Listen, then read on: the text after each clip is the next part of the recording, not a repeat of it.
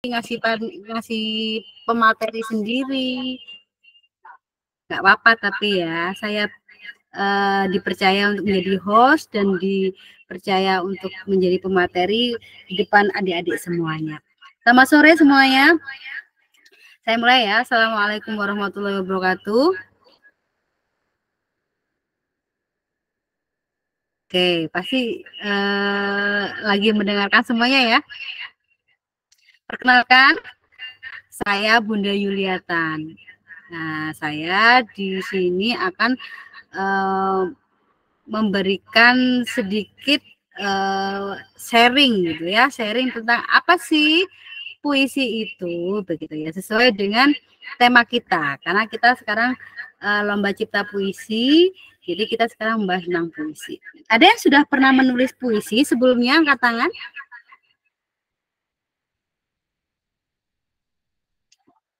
Wah, ini ada Muhammad Iqbal, ada Manas Salwa juga sudah pernah menulis puisi, keren.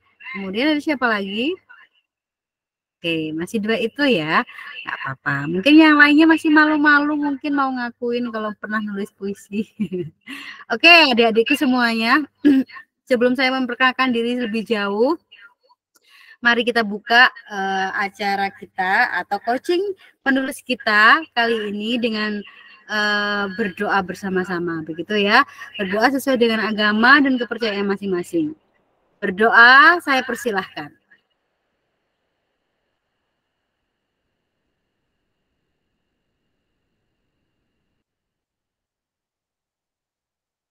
Selesai.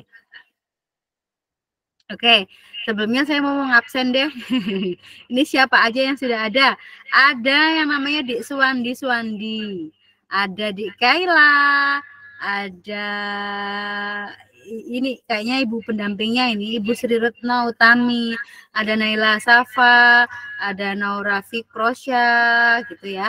Yang tadi pertama bergabung adalah namanya Dik Kaila. Ya, tepuk tangan, kasih tepuk tangan dong buat Dik Kaila. Nanti harus dikasih ini ya, dikasih hadiah ini nanti sama panitia. Terima kasih. Terus ada juga Dik Dian.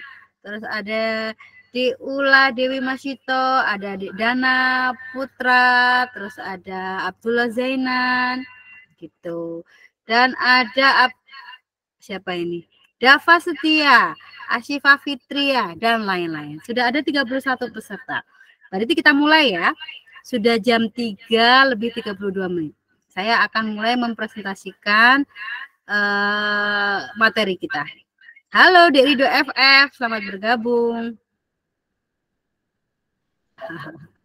Ya, Bu.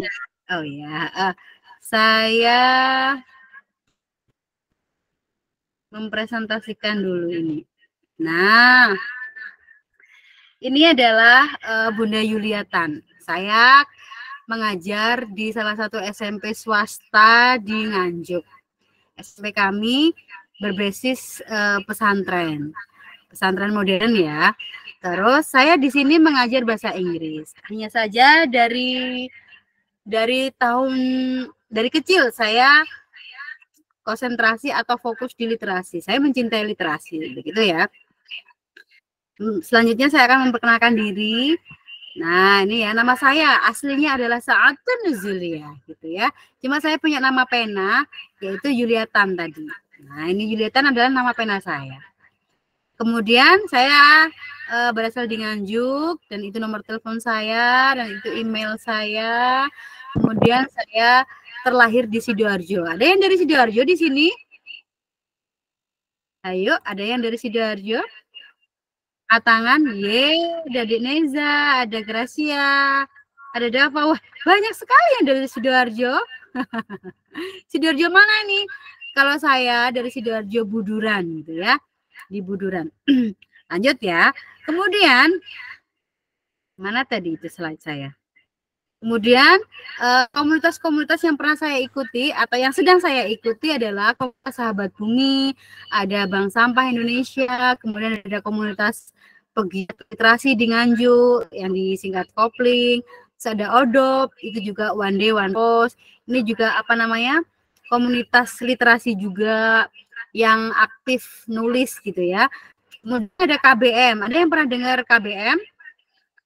Ada aplikasinya, terus ada grupnya juga di Facebook, di blog gitu ya, di email, di website begitu. Dia punya grup khusus gitu ya, yang diprakarsai oleh Mas Isa Alamsyah atau Pak Isa Alamsyah. Pak Isa Alamsyah itu adalah suami dari penulis terkenal Asma Nadia begitu ya. Tahu ya, ada yang tahu Asma Nadia? Pasti pada tahu Asma Nadia kan, penulis-penulis Asma Nadia. Oke. Selanjutnya saya juga masuk di komunitas Nol Sampah, komunitas nulis aja dulu, ini juga literasi, itu saja Zose atau Zona Sehat, terus ada komunitas Jelajah Bumi Nusantara. Jadi kebanyakan komunitas yang saya ikuti adalah komunitas literasi. Banyak beberapa grup yang belum saya tulis di situ. Jadi kenapa sih saya mengikuti banyak komunitas kepenulisan? Nah, nanti akan saya terangkan gitu ya. Terus saya memiliki beberapa prestasi yang sebenarnya masih kurang sekali, harus dikembangkan lagi. Saya pernah memenangkan beberapa perlombaan menulis di Facebook atau di offline gitu ya.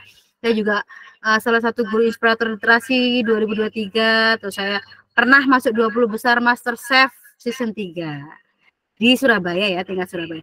Terus pernah menjadi penyiar radio, saya juga pernah. Terus koordinator tim bank sampah di pondok saya. Pondok saya namanya Pemusda.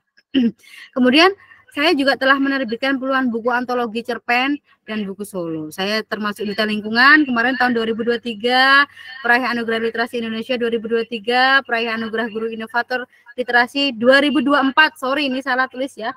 2024 maksudnya. Kemudian saya baru saja diangkat sebagai Dewan Pembina Yayasan JBN.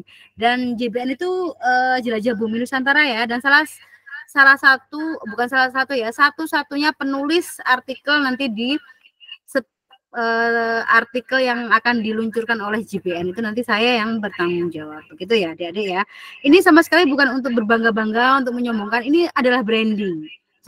Soalnya seorang penulis harus bisa membranding diri. Begitu ya. Nah, cover ini, background ini adalah salah satu buku saya, judulnya Wandan Mustika. Ya, Wandan Mustika ini adalah buku solo pertama saya, kumpulan cerpen, dan ini cerpennya keren-keren gitu ya.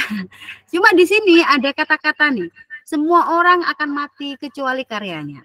Maka tulislah sesuatu yang akan membahagiakan dirimu di akhirat nanti. Itu kata-kata yang disampaikan oleh Ali bin Abi Thalib. Seorang Ali bin Abi Thalib ada seorang penulis juga. Dia juga menulis. Maka otomatis gurunya Ali bin Abi Thalib itu yaitu Nabi Muhammad dan juga sahabat-sahabat yang lain juga pasti menulis karena mereka pasti mengikuti gurunya. Gitu ya.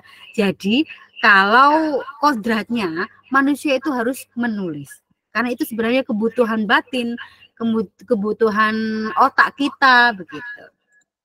Nah, langsung saja ya, to the point. Bagaimana sih menjadi penulis yang hebat? Nah, langsung saya kasih trik dan tips bagaimana menjadi penulis yang hebat. Ini saya tidak bisa presentasi langsung gitu ya. Jadi harus klik satu-satu karena saat saya klik presentasi itu nggak muncul. Sudah saya coba tadi, tidak muncul. Nah, ini nih caranya menjadi penulis yang hebat. Nah, bagaimana caranya? Ada doing the right steps.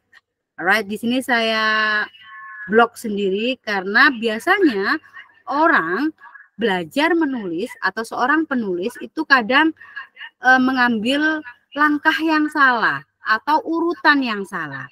Nah, bagaimana sih sebenarnya urutan yang benar itu? Nanti akan saya kasih ya. Terus yang kedua adalah write every day. Setiap hari harus menulis. Gimana dong menulisnya? Saya juga setiap hari menulis kok. Bunda nulisnya di WA gitu ya. Nulisnya di Instagram gitu ya. Nah, itu nanti penulis yang seperti apa? Nanti ada latihannya begitu ya. Yang ketiga yang saya sampaikan tadi, follow the communities. Yaitu ikuti segala macam komunitas menulis agar vibes-nya kita dapat. Nanti kita terangkan satu-satu ya. Kemudian ada read as much as you write. Baca sebanyak yang kamu tulis. Kamu harus banyak menulis, juga banyak membaca. Kenapa? Nah, nanti juga akan saya sampaikan ya. Kemudian yang step terakhir adalah write on your book with your pen. Nah, ini write on your book with your pen. Jadi menulisnya jangan menulis pakai WA, pakai handphone, tapi pakai buku dan pulpen. Gitu ya. Ini tadi bersambungan dengan write every day tadi. Oke, next. Nah, ada doing the steps atau lakukan langkahnya yang benar. Doing the right step. Jadi, kalau ingin menjadi penulis hebat, adik-adikku semuanya, inilah step yang benar. Pertama, adik-adik harus belajar menulis puisi dulu yang benar. Setelah puisi sudah benar, sudah bisa, dan sudah istilahnya benar-benar paham bagaimana cara menulis puisi, maka step kedua adalah menulis cerpen. Nah, nanti menulis cerpen akan lebih mudah. Jadi ada teman saya ya, dia belum pernah menulis cerpen, belum pernah menulis puisi, apalagi tidak diawali dengan puisi, tapi dia langsung menulis novel. Itu dampaknya apa? Dampaknya dia tidak akan pernah bisa menulis hal-hal yang pendek. Contohnya kalau ada lomba cerpen gitu ya, dia akan sulit membuat cerpen karena dia terbiasa membuat novel. Dan biasanya kalau dia tidak diawali dengan step yang benar, yang kecil-kecil dikit gini, yang kecil-kecil dulu gini, maka menulis novelnya tidak pernah akan selesai. Berapa halaman, stop, tak lanjut, ganti lagi, satu judul lagi, ditulis lagi, ternyata udah bosen, dia tinggalin lagi, nggak selesai-selesai. Itulah pengalaman teman dan beberapa murid saya. Begitupun juga anak saya sendiri, anak kandung saya sendiri. Jadi dia, kesalahan saya, dia dari awal kenal buku adalah buku novel. Maka dia nulis novel, belum bisa nulis cerpen, belum bisa nulis puisi, pentigraf, non fiksi, dia nulis cerpen, nulis novel dulu. Maka dia tidak akan selesai. Banyak sekali calon-calon novel dia, tapi tidak selesai. Karena dia melakukannya tidak dengan urutan yang benar. Begitu ya, kenapa puisi dulu? Kemudian setelah itu, next. Nah, setelah itu ini, write every day. Ya, tadi saya bilang ya, habis doing the step, ada write every day. Write every day itu ada latihannya adik-adik. Pertama, kita menulis letter atau huruf. Tapi kita kan sudah bisa menulis huruf ya, gampang ya, abjad itu ya. Maka langsung kita loncati, kita belajar atau melatih diri menulis kata dulu atau words. Tarik.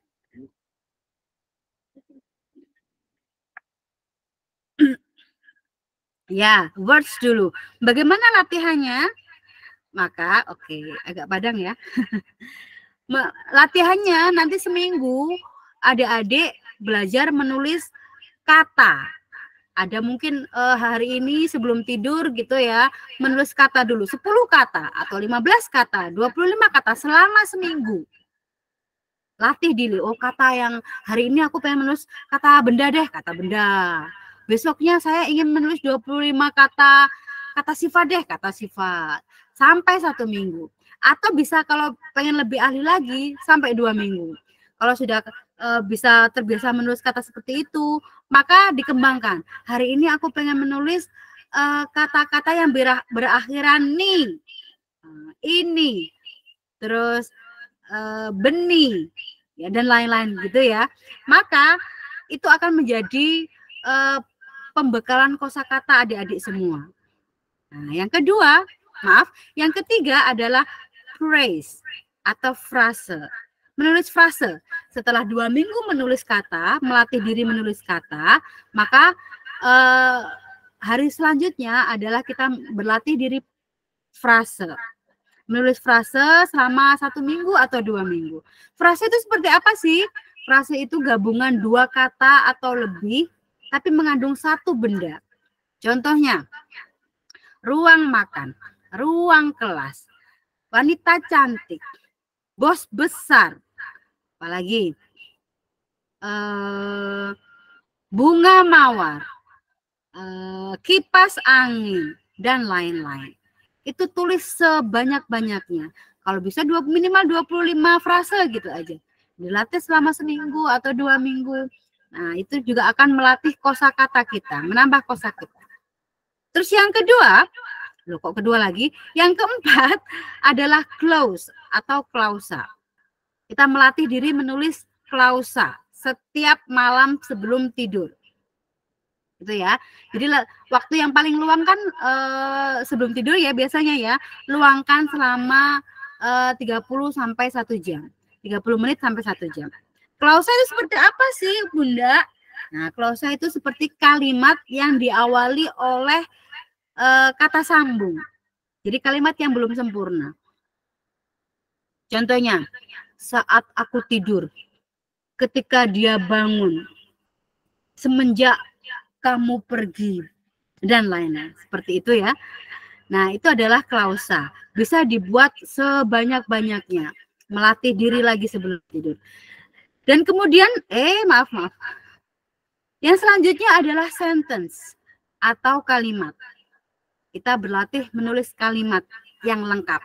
Mungkin kalimat kan ada strukturnya ya. Kita tahu ada subjek, ada predikat, ada objek, terus nanti ada keterangan, dikasih keterangan waktu, keterangan tempat, atau subjek sama predikat aja boleh. Contohnya, aku menangis, aku berlari, aku menulis makalah, aku membaca buku, aku menendang bola. Dari aku dulu. Kemudian dia contohnya, dia memasak gulai, dia menonton TV, dia membelai rambutku, dan lain-lain. Seperti itu ya. Jadi buatlah semua subjek dari aku, kamu, dia, mereka, kemudian kami. Nah, itu bisa dilatih untuk menulis sentence atau kalimat setiap hari. Kemudian yang terakhir adalah menulis paragraf. Menulis paragraf contohnya paragraf singkat aja. Namaku adalah Yulia. Aku seorang guru bahasa Inggris di SMP Pemusda Nganjuk. Hobiku adalah menulis dan membaca, juga memasak. Nah, seperti itu.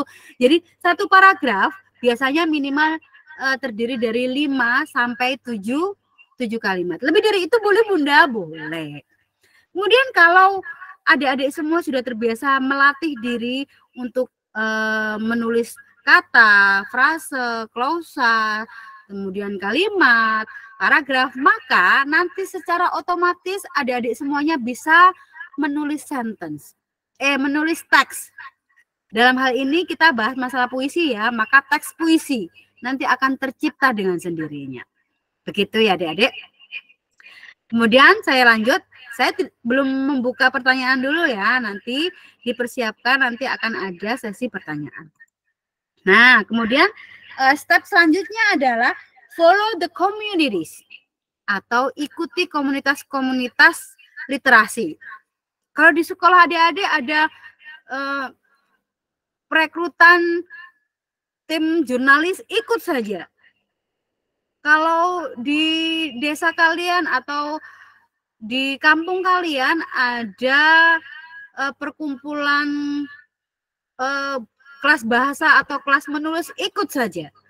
Kalau di Facebook atau di Instagram atau di mana gitu ya, di Telegram ada komunitas-komunitas literasi, ikut saja. Banyak sekali komunitas literasi, tapi yang biasanya paling kredibel atau paling banyak dan ada pergerakan masifnya itu biasanya di Facebook. Biasanya adik-adik umur segini jarang ya buka Facebook ya, atau jarang punya Facebook ya. Di sini ada adik yang punya Facebook, coba angkat tangan. Ada yang memiliki Facebook di sini, angkat tangan. Wah, ada Adik Susi, ada Adik Mana Salwa, ada di James Edward, di Aziza, ada Dava, ada Queen Khaira. Wah, banyak ternyata yang punya Facebook. Alhamdulillah.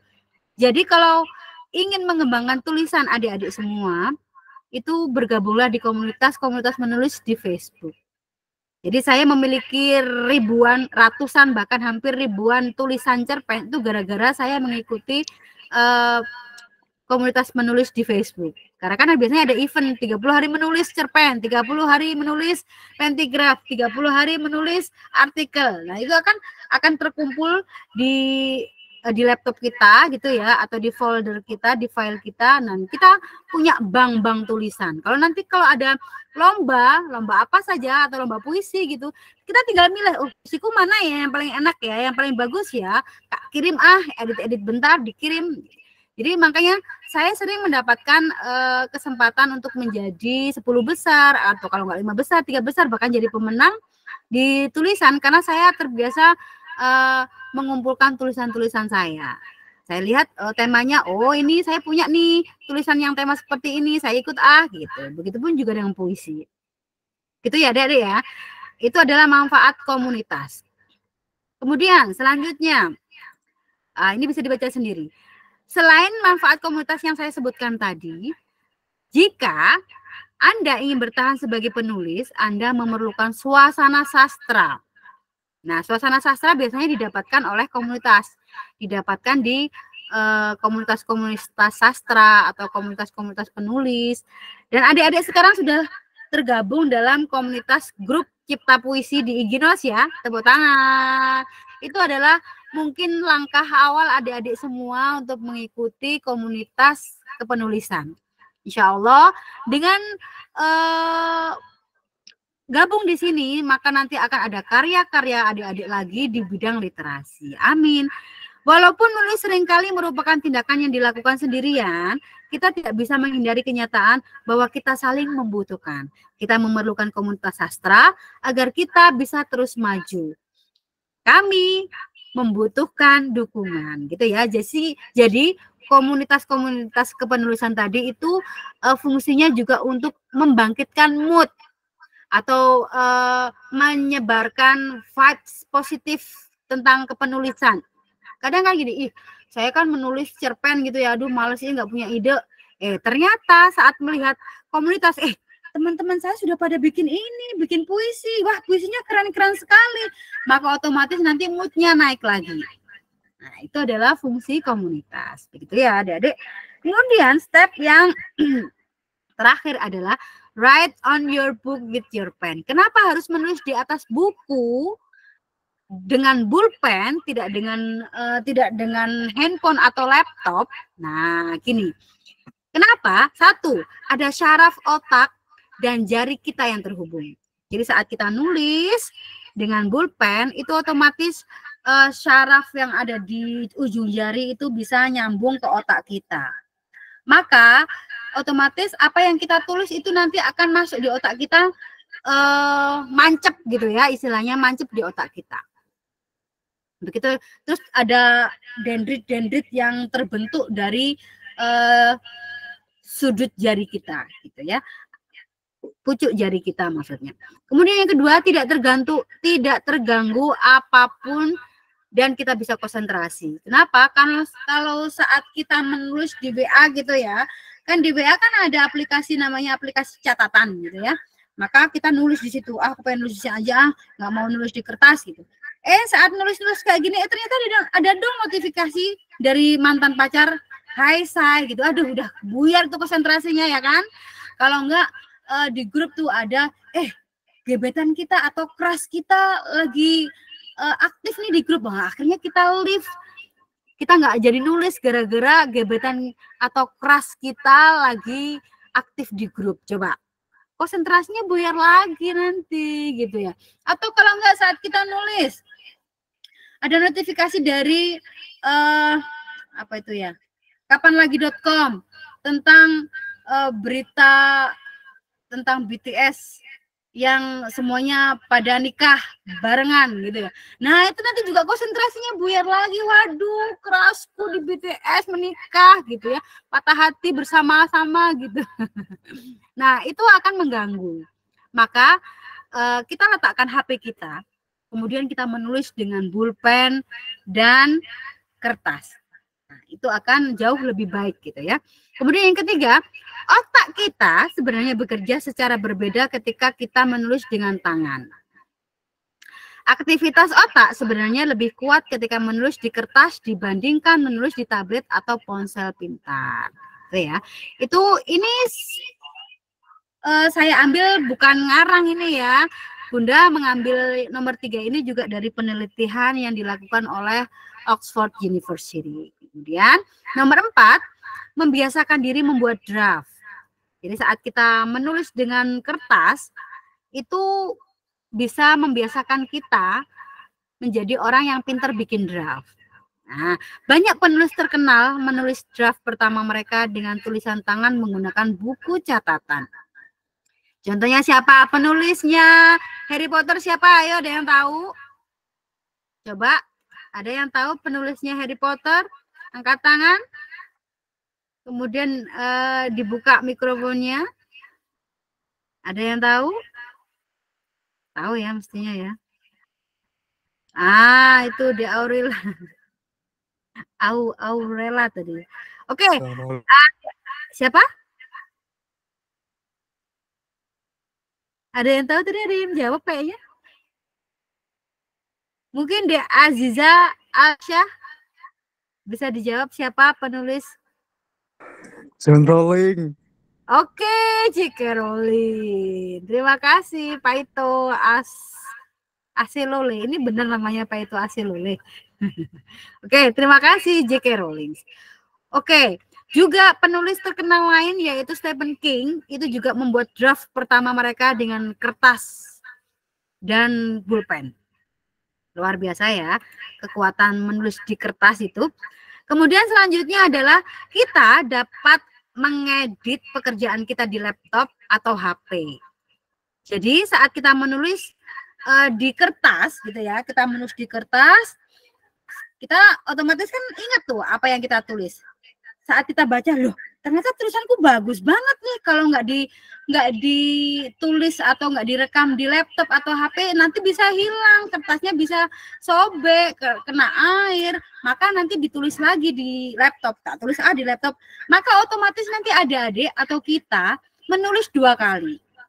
Di kertas tadi, atau bahkan 3 kali. Di kertas, di handphone, kalau nggak langsung di laptop.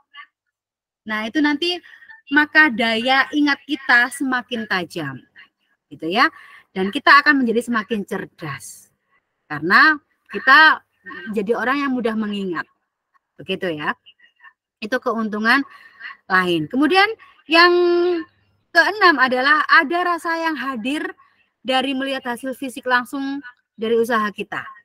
Jadi saat kita menulis gitu ya, contohnya menulis diary gitu ya, kemudian beberapa waktu kemudian, mungkin 1 tahun kemudian, kita baca lagi tuh diary kita. Pasti hati kita gimana gitu ya. Berasa ada yang mungkin rasa malu. Aku kemarin gini banget sih, alay banget sih gitu. Ceritain tentang keras gitu ya. Aku mau jadi dia tuh ganteng banget, pinter, kapten basket lagi. Aku pengen jadi pacar dia, tapi dia nggak nembak-nembak. Contohnya seperti itu. Nah, saat kemudian 1 tahun kemudian kita baca tulisan itu, aduh malunya gitu kan pasti. Nah, itu satu malu tapi seneng gitu. Ternyata aku dulu punya tulisan kayak gini ternyata begitu. Atau saat kita ada kejadian-kejadian yang menyenangkan gitu ya, kejadian yang membahagiakan, kita tulis di situ, kemudian 1 tahun kemudian kita baca, itu pasti kita senang. Oh ya ampun, ternyata gini banget sih aku kemarin, sederhana sekali membuatku bahagia, contohnya seperti itu. Begitu kan? Itu adalah seperti kita kembali mengenang masa-masa indah atau masa-masa penuh dengan pembelajaran mungkin. Jadi akan banyak pembelajaran yang kita ambil saat kita membaca ulang tulisan lama kita, gitu ya. Dan yang terakhir adalah kalau kita menulis dengan pulpen dan kertas itu pastinya murah. Setiap orang pasti ada pulpen dan kertas itu pasti ada, begitu ya. Loh, saudara, di rumah saya itu, maaf, Bunda, di rumah saya itu nggak ada buku sama sekali. Saya itu nggak punya buku tulis saya itu penuh semua karena saking nggak adanya uang, contohnya gitu ya. Kita bisa menulis di bekas kalender, kita bisa menulis di buku apa namanya, buku jilitan kita gitu ya. Kalau saya dulu ya, karena saya dulu adalah keluarga yang miskin, tidak berkecukupan gitu ya.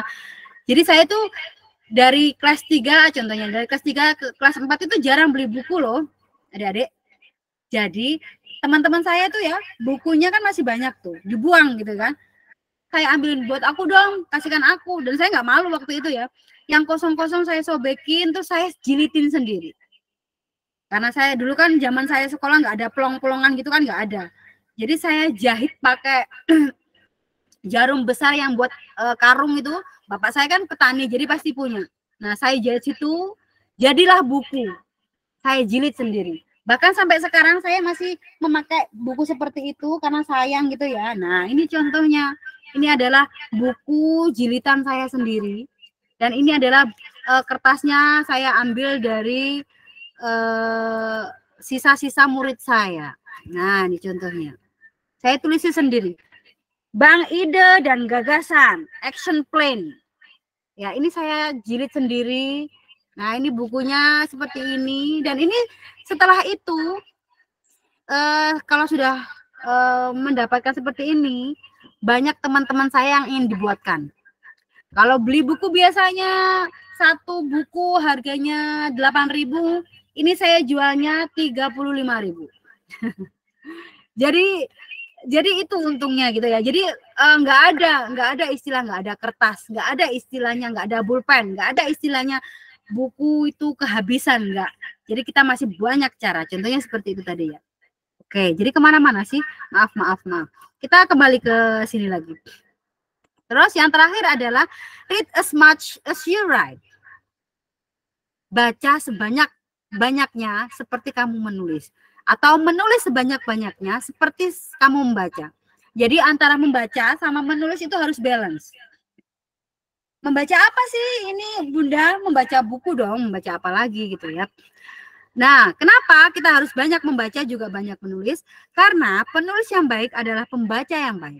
Pembaca yang baik adalah penulis yang baik. Oke. Nanti saya tanya deh. Sekarang lanjut ini aja ya. Yang kedua adalah produknya tukang masak adalah masakan. Kalau produknya guru, itu tulisan. Kalau produknya pelajar, sama. Ini produknya guru atau pelajar, gitu ya. Produknya guru atau pelajar adalah tulisan anak-anak, tulisan adik-adik. Jadi kalau adik-adik tidak punya karya tulis, maka statusnya sebagai pelajar dipertanyakan.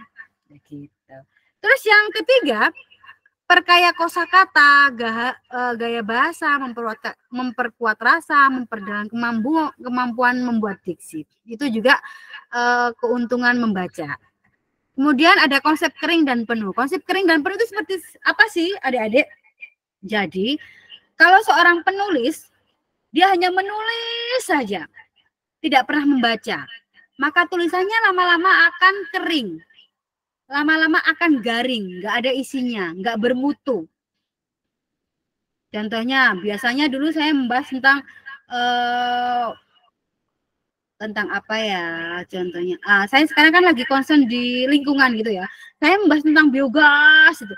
Sudah saya tumpahkan semuanya di situ, tapi saya tidak membaca lagi tentang biogas, maka tulisan saya lama-lama akan garing, nggak berkualitas sama sekali. Tapi jika kita membaca terus tidak menulis, tidak kita tuangkan dalam tulisan, biasanya otak kita penuh. Otak kita penuh itu bisa jadi nanti dampaknya menjadi orang yang sombong, sok tahu, sok merasa paling banyak membaca buku. Dan dia tidak down to earth. Karena penulis yang baik, penulis yang benar adalah orang yang pendengar yang baik, tidak merasa sombong. Tidak memiliki sifat-sifat sombong. Itu adalah penulis yang benar dan baik, begitu ya. Maka harus kita selaraskan antara menulis dan membaca. Oke Kak, saya biasanya kan gini, orang yang suka baca buku itu biasanya digembleng, aku dong habis baca ini, habis baca bukunya Robert Kiyosaki, atau kalau enggak aku dong habis baca tulisannya Renal Kasali, kamu dong nggak tahu tentang kayak gini nih. Nah, kayak gitu biasanya orang yang suka membaca tapi tidak menulis, maka dia sombong biasanya, begitu ya. Oke, kalau sekarang saya kalau bertanya buku apa yang terakhir kamu baca, nah, gitu ya. Saya kalau bertanya gitu pasti akan saya imbui, sudahkah kamu mereview buku itu, isinya tentang apa, tulisannya sudah kamu tulis? Itu adalah gandengan pertanyaan saya. Sekarang saya tanya nih sama adik-adik semuanya. Buku terakhir apa yang sudah kalian baca, adik-adik? Bisa ditulis di kolom chat. Buku terakhir apa atau buku apa yang sedang kalian baca sekarang? Atau buku terakhir, oh ya saya baca terakhir itu setahun yang lalu Bunda gitu. Boleh nggak apa-apa. Al-Quran, alhamdulillah Al-Quran. Sudah dibaca dan mengerti maksudnya Al-Quran? Sudah direview? Nah, harus direview dong Al-Quran. Novelnya judulnya apa Dek Queen? Judulnya apa novel? Insya Allah sudah. Oke, good.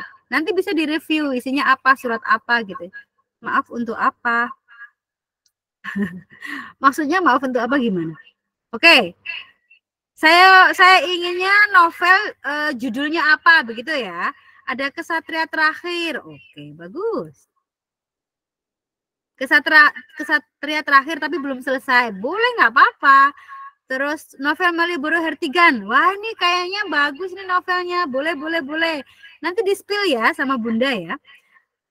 Buku yang sedang dibaca adalah Wali Brandal Tanah Jawa. Wali Brandal Tanah Jawa. Bapak Tanah Jawa. Saya juga punya loh bukunya.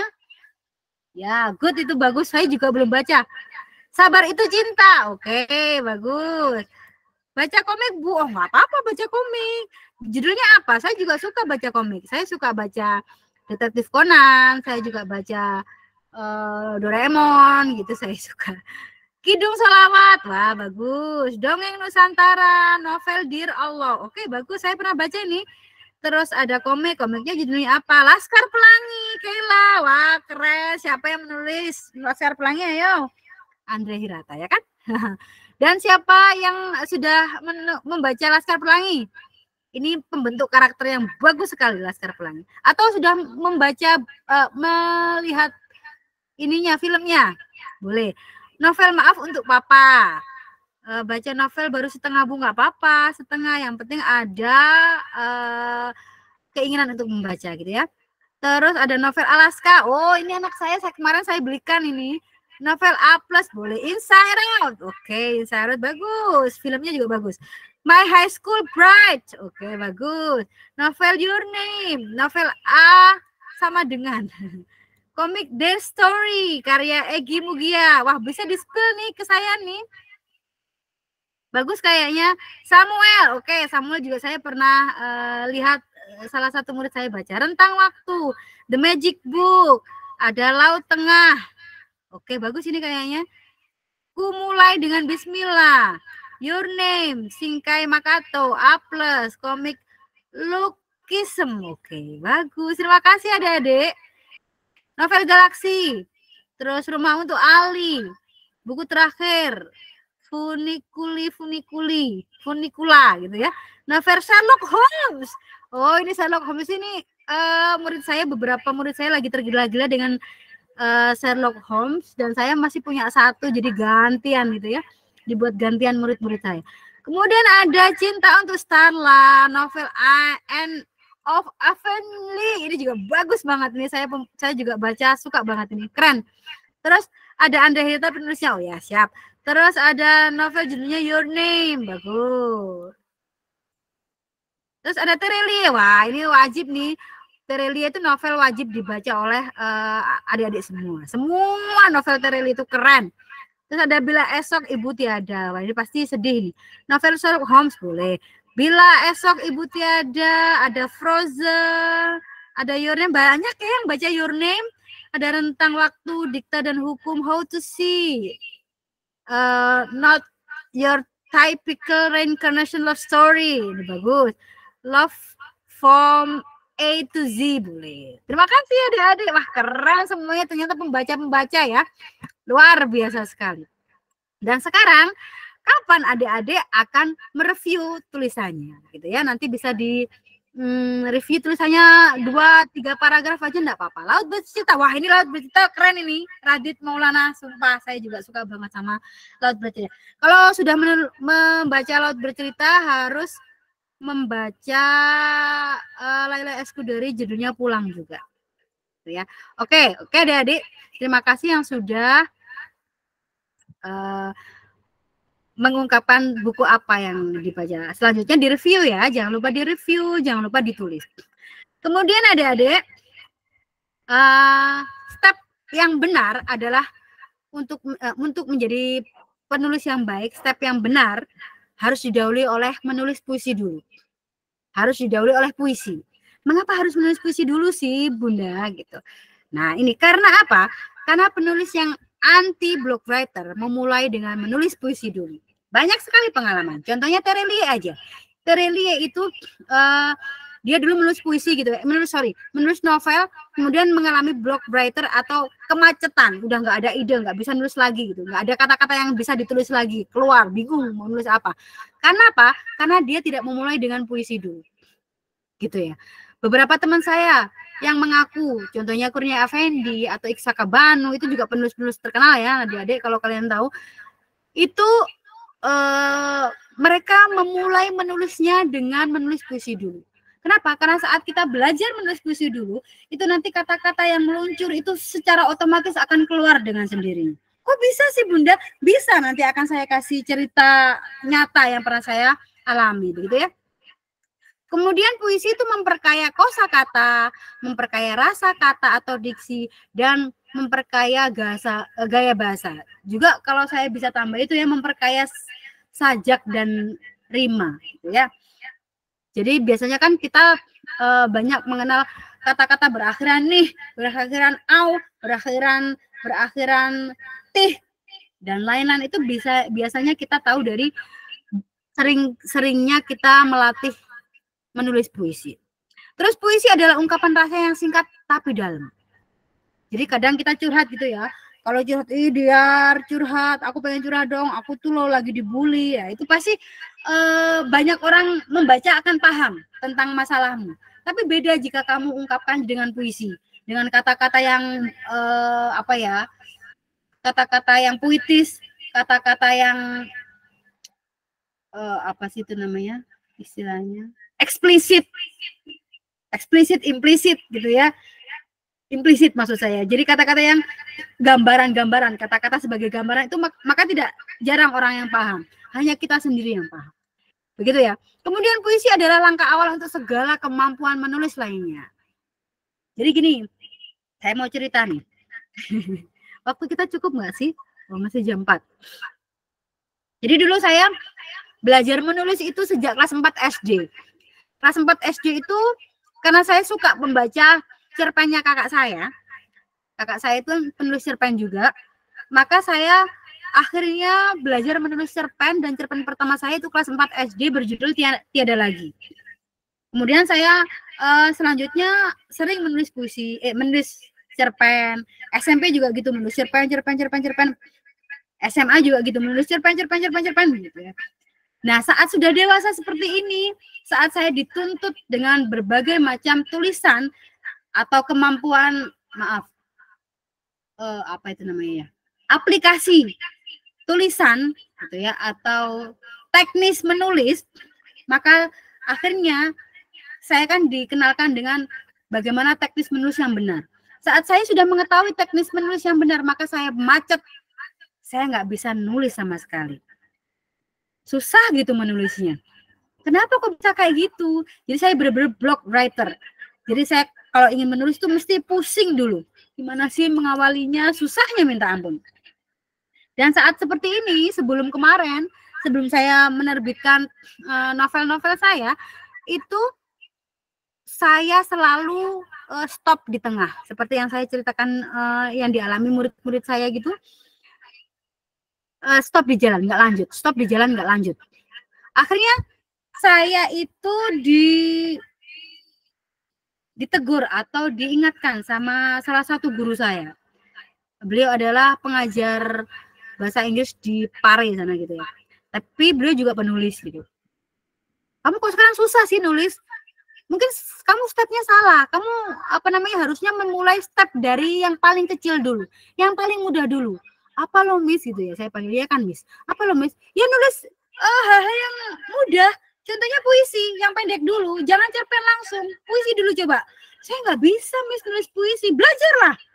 Akhirnya saya belajar adik-adik. Saya belajar awalnya dari Facebook. Teman saya namanya Arya. Siapa ya kemarin tuh? Saya kok selalu lupa dengan nama gitu ya. Jadi beliau itu adalah penulis puisi dari Lampung dan sudah menerbitkan beratus-ratus buku puisi, kumpulan puisi, dan itu puisinya keren-keren sekali. Itu membuka kelas puisi di grup Facebook. Membayarnya mahal waktu itu, tahun 2016 kalau nggak salah, 2016-2017. Itu zaman segitu kalau disuruh bayar sebuah kelas hanya online saja sebesar 150 itu mahal ya. Nah, saya ikut karena benar-benar ingin bisa menulis. Akhirnya beliau memberi tugas setiap pagi jam 8 itu beliau memberi puisi. 2 bait atau 3 bait. Kemudian yang ikut grup tadi atau yang mendaftar sebagai peserta kelas menulis puisi itu harus menjawab komentar atau memberi komentar dengan balasan puisi juga.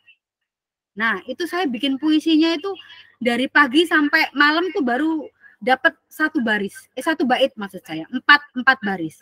4 sampai 5 baris. Itu pusingnya minta ampun. Jadi benar-benar saya belajar puisi itu dari nol. Jadi saya bingung. Saya dikasih clue karena Bang Arya tadi itu menulisnya di belakangnya nih, maka saya juga harus mencari kata-kata yang berakhiran nih. Maka saya nyari itu di Google, kata-kata berakhiran nih.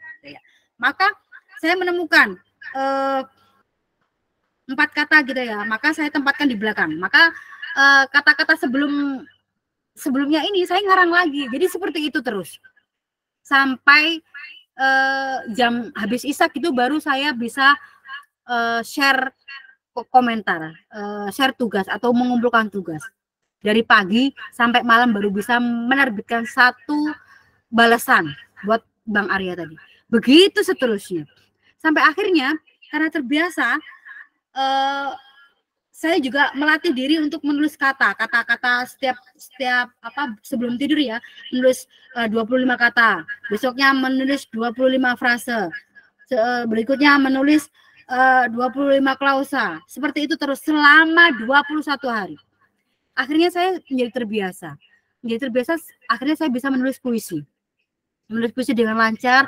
Puisi pertama saya lumayan lah diapresiasi sama Bang Arya gitu ya.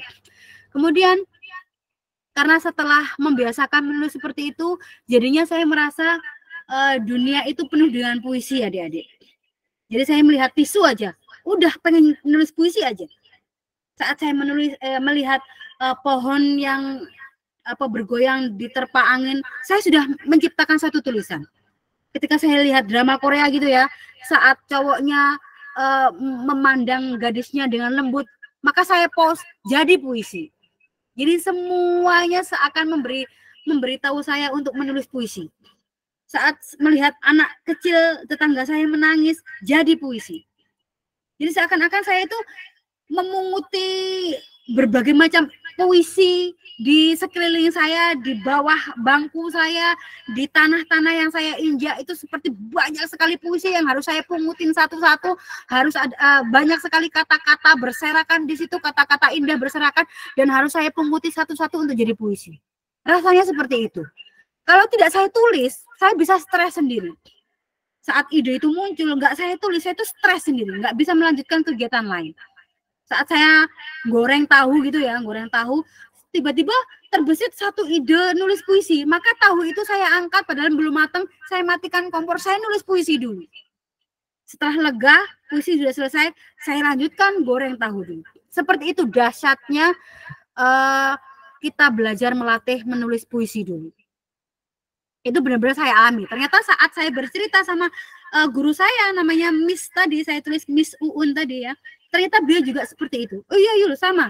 Saya juga ngerasain seperti itu. Ternyata Bang Arya, mentor saya saat saya di Facebook tadi, itu juga merasakan seperti itu. Jadi seakan-akan semua alam itu minta untuk ditulis. Jadi makanya saya sekarang sampai 3 bulan saya belajar menulis puisi, itu saya sudah menciptakan 300 puisi lebih, hampir 400, hanya dalam waktu 3 bulan. Berarti bisa jadi sehari saya bisa menulis sampai 10 puisi. Itu hebatnya kita melatih diri dengan menulis puisi. Maka setelah menulis puisi, adik-adik, saya sudah bisa menyelesaikan novel-novel saya yang terbengkalai. Saya punya 10 novel yang terbengkalai di laptop saya. Akhirnya sekarang alhamdulillah selesai 2, selesai 3, selesai 4. Dan itu bertahap. Begitu. Kemarin sudah saya terbitkan 2 novel saya, satu kumpulan cerpen saya. Maka ada beberapa novel saya yang sekarang sedang saya selesaikan. Begitu. Itu dahsyatnya kita belajar puisi. Itu ya adik-adik ya. Dari sini ada yang tanyakan mungkin? Mungkin sebelum saya melanjutkan materi selanjutnya, ada yang ditanyakan? Boleh angkat tangan. Oke, ada yang angkat tangan nih. Oke, silakan dibuka mikrofonnya. De Umi Hasana dan Aprilia. Silakan dibuka. Bisa bertanya. Bisa didengar? Halo? Halo? Bisa dibuka mikrofonnya dan bertanya. Oh, oke. Atau mungkin di Abdullah Zainal dulu. Zainan, silakan bertanya. Halo? Abdullah Zainan? Dibuka dulu dong mikrofonnya. Oke, Ya, Kak. silakan bertanya. Saya mau nanya, Kak. Jadi Ya. saya kan sudah sering kayak nulis-nulis puisi atau nulis sebaris 2 baris atau 1 bait 2 bait gitu. Nah, saya kadang kalau nulis puisi itu sempat nyendat.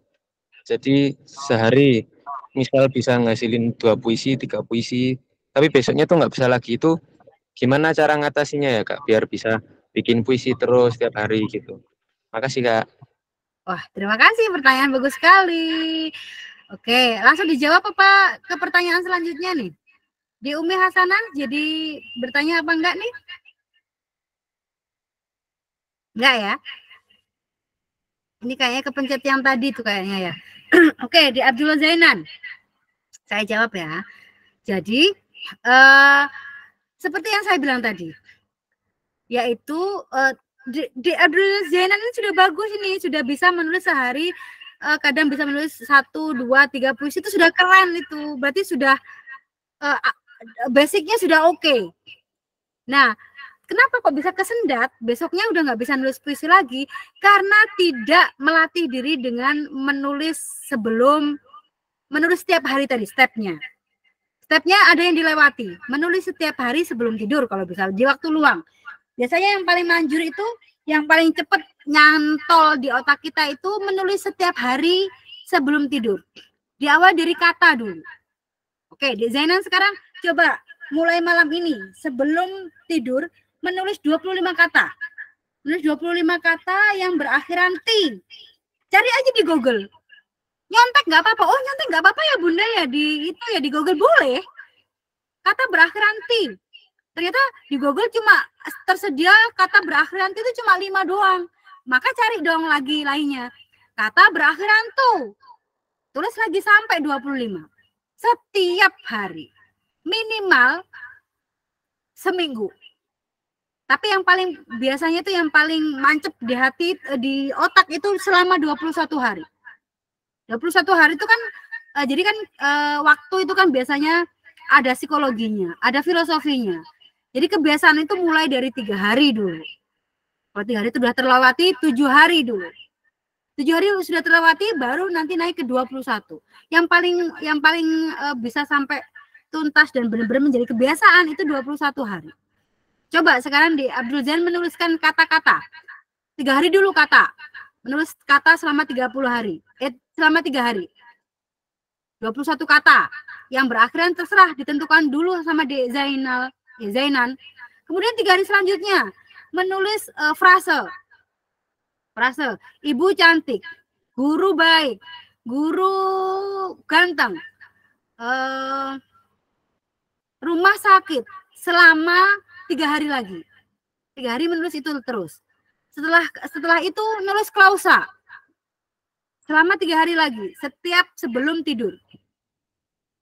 Contohnya, ketika aku pulang dan kamu berkata, oh, karena aku berbeda dan lain-lain. Jadi klausa itu adalah kata-kata yang berawalan dengan diawali kata sambung. Diawali kata apa sih itu namanya, kata sambung ya namanya ya. Conjunction itu kalau dalam bahasa Inggris itu ya, conjunction atau kata sambung. 3 hari. Kemudian setelah klausa kalimat juga selama 3 hari. Aku mencintai laki-laki itu contohnya. Ibuku pergi memasak nasi contohnya. Dari kalimat-kalimat sederhana menjadi di hari terakhir menjadi kalimat-kalimat yang kompleks. Apa kalimat kompleks? Kalimat sederhana. Sudah diajarin ya di sekolah ya. Kalau belum diajarin atau mungkin lupa bisa searching di Google. Gitu ya. Kemudian selanjutnya bikin paragraf selama 3 hari. Paragraf dari awal dulu. Pertama menceritakan desain dulu malam pertama. Menceritakan aku adalah Abdul Zainan. Aku cowok ganteng karena aku kembarannya Jongkook gitu contohnya gitu ya. Jadi nggak apa-apa nulis yang agak mengada-ngada gitu nggak masalah, yang penting dapat 1 paragraf. Nah setelah itu barulah goalnya menulis teks. Bisa teks puisi dari kumpulan latihan-latihan Zainan tadi bisa digabungkan menjadi puisi. Nah itu akan lebih keren dan akan otomatis setiap hari Zainan menulis. Kalau nggak menulis bisa nggak fokus, bisa stres. Coba dulu gitu ya Zainan ya. Apakah sudah menjawab pertanyaannya Zainan? Ya sudah Kak, terima kasih Kak. Sama-sama. Ada Ula Dewi mau bertanya, silakan buka mikrofonnya. Assalamualaikum Ibu. Ya, kalau untuk ajang perlombaan kayak gini tuh diperbolehkankah kita menggunakan tipografi? Kenapa? Untuk ajang perlombaan kayak gini kita itu diperbolehkan nggak menggunakan tulisan tipografi? Apa harus sesuai dengan format-format biasanya? Oh gitu, gini ya. Karena kan puisi sekarang kan berkembang sangat pesat gitu ya. Kalau dulu kan puisi itu harus sesuai dengan tipografinya, sesuai dengan puisi-puisi klasik itu kan harus sesuai dengan rimanya, sajak-sajaknya harus enggak sekarang. Sekarang bebas ya. Jadi bisa bisa menulis puisi dengan gaya terserah peserta. Tidak terikat dengan segala tipografi yang ada. Apakah sudah menjawab di Ula Dewi? Sudah Bu, terima kasih. Sama-sama. Oke, next selanjutnya ada Dek Masia Kalista. Silakan dibuka mikrofonnya. Oke, terima kasih ya Bun. Saya izin bertanya. Apakah saat kita sudah memperkaya kosakata, rasakata, atau diksi dan gaya bahasa itu bisa merubah ciri khas penulisan puisi masing-masing? Oh ya, pertanyaan bagus sekali. Jadi kalau dulu diksi setiap puisi itu menggambarkan karakter penulisnya. Maka kalau saran saya, buatlah diksi kamu sendiri. Maka akan tahu nih, oh ini puisinya Mesia ini ya. Oh, tulisan kayak gini tuh pasti tulisan Mesia Kalista ini, nggak ada beda. Nah, maka kalau kamu sudah bisa membuat karakter kamu sendiri dengan diksi kamu sendiri, maka kamu sudah menjadi penulis keren. Begitu. Ada yang ditanyakan lagi, Dek Masya Kalista?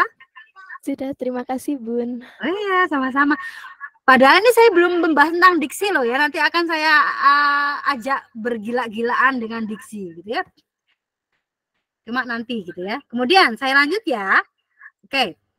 Ada puisi. Nah, ini loh puisi. Puisi merupakan salah satu bentuk karya sastra yang terdiri atas bait dan baris. Baris dan bait tersebut terdiri atas susunan kata yang indah dan padat dengan makna yang tersirat, menggunakan kata-kata puitis yang bahasanya terikat oleh irama dan rima. Ini adalah definisi yang biasa saja. Ini adalah definisi puisi yang pada umumnya. Nanti saya akan mengajak adik-adik mendefinisikan sesuatu yang tidak pada umumnya. Nanti ya. Kemudian selanjutnya, karena sebuah puisi merupakan ungkapan jiwa seorang atas pengolahan pengalamannya. Nah, biasanya puisi itu ditulis oleh seseorang karena pengalaman dia sendiri gitu. Jarang sekali penulis pujangga menuliskan puisi itu atas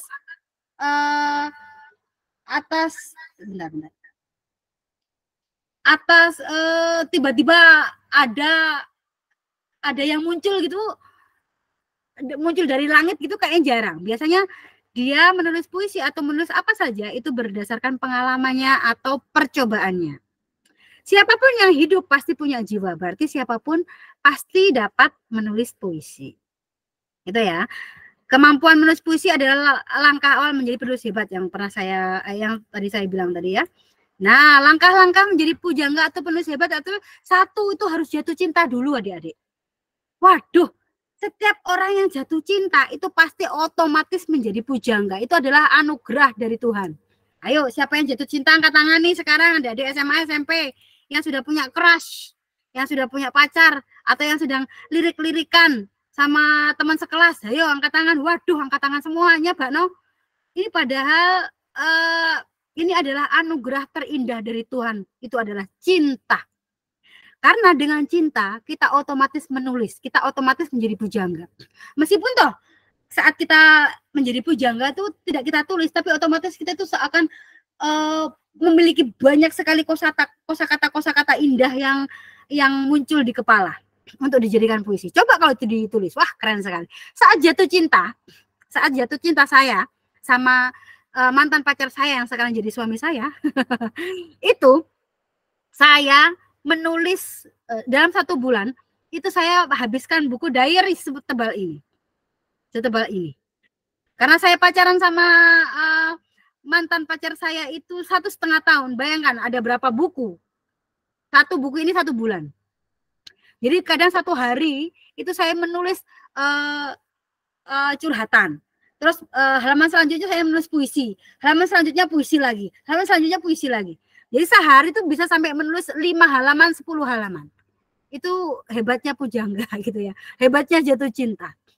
Maka kalau kalian sekarang, adik-adik sekarang lagi jatuh cinta, nah ini kesempatan indah nih, kesempatan keren, kesempatan bagus untuk menulis kata-kata. Menulis sebuah puisi. Gitu ya. Terus kalau adik-adik Bunda nggak lagi jatuh cinta. Halo?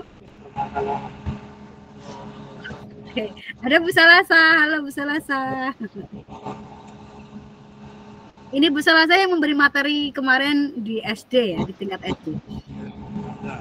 Terus saya nggak jatuh cinta, Bunda. Saya itu loh sekarang lagi konsentrasi belajar. Saya itu nggak mau jatuh cinta, nggak boleh sama ibu. Karena saya harus sekolah yang rajin dulu. Oke, nggak apa-apa. Maka kalau kamu nggak jatuh cinta, anugerah Tuhan itu terlewatkan. Maka kamu harus menanggung beratnya jatuh bangun. Beratnya jatuh bangun gimana? Jatuh bangun yang saya bilang tadi, latihan. Latihan setiap hari. Latihan setiap hari, 3 hari kata, 3 hari frase, 3 hari klausa, 3 hari kalimat, 3 hari paragraf. Itulah jatuh bangun. Tapi nggak apa-apa. Biasanya dengan jatuh bangun itu kan ada prosesnya ya adik-adik ya. Maka saat kita mengalami proses itu, maka biasanya yang paling awet, yang paling tidak lekang waktu kemampuan kamu dan tidak akan hilang selama-lamanya itu saat kalian mengalami jatuh bangun dengan proses tadi. Itu kelebihannya. Kalau jatuh cinta kan kayak instan gitu kan, saat kita jatuh cinta aja kita sebagai bujangga. Tapi saat kita udah nggak jatuh cinta, udah hilang deh kata-kata itu, ditelan monster gitu ya. Kemudian setelah jatuh bangun adik-adik, kita harus jatuh hati. Jatuh hati sama apa? Jatuh hati dengan apa yang kita tulis tadi. Jatuh hati dengan apa yang kita lakukan tadi. Jatuh hati dengan puisi. Jatuh hati dengan tulisan kita.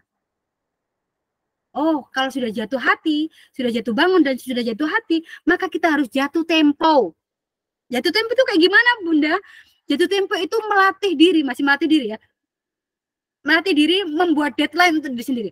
Pokoknya bulan April ini dari tanggal 1 sampai tanggal 31 April atau 30 April ya. Sampai tanggal 30 April aku harus memiliki 30 puisi. Jadi satu hari aku harus menulis 1 puisi. Atau seperti Zainan tadi, Abdullah Zainan. Oke, saya kan bisa tuh menulis 1 hari 3 puisi. Berarti sekarang tak target. Jadi jatuh tempo itu ditarget ya adik-adik ya. Tak target. Sehari, setiap hari, per hari aku harus menulis 5 puisi 1 hari. Maka kalau 5 puisi 1 hari, kalau sudah 1 bulan, berapa puisi yang kalian dapat? Berapa puisi yang sudah kalian punya? Coba, berapa? Ayo, 30 kali 5. Ada 150 puisi dan itu sudah bisa dibukukan. Dan itu sudah bisa diterbitkan. Wow, keren sekali. Oke, tepuk tangan dong buat yang mau menulis. Oke, tepuk tangan semuanya. Terima kasih. Nah, itu adalah jatuh tempo. Maka ini adalah langkah-langkahnya untuk menjadi penulis hebat. Begitu ya adik-adik ya. Selanjutnya. Nah, ini akan saya ajarkan adalah memilih diksi yang baik. Baik yang benar. Tidak sama dengan mencari diksi-diksi yang pada umumnya gitu ya. Diksi itu apa sih? Diksi adalah pilihan kata dalam tulisan yang biasa digunakan untuk menggambarkan suatu cerita atau memberi makna sesuai dengan keinginan penulis. Yang digarisbawahi adalah keinginan penulis. Maka diksi itu adalah yang ditanyakan di siapa? Marika tadi. Kok Marika? Siapa tuh ya? Saya itu paling lupa. Masia Kalista tadi. Itu adalah diksi. Maka kamu harus punya diksi kamu sendiri. Karena diksi itu sesuai dengan keinginan penulis. Kalau kamu ingin karakternya seperti Andrea Hirata, tapi lebih sedikit ilmuwan gitu, maka itu adalah diksi kamu. Kamu harus punya karakter sendiri. Kalau saya punya teman penulis di Facebook, itu namanya Patrick Kellan. Dia itu cowok berumur 23 tahun, kalau nggak 25 tahun sekarang ya. Tapi dia sudah menulis ratusan buku, ratusan novel, ratusan kumpulan cerpen, dan dia itu punya ciri khas apa? Setiap kalimat mengandung pesan moral. Setiap paragraf pasti ada 2, 3 sampai 4 pesan moral. Itu kerennya dan itu dicintai banyak emak-emak, jutaan emak-emak se-Indonesia.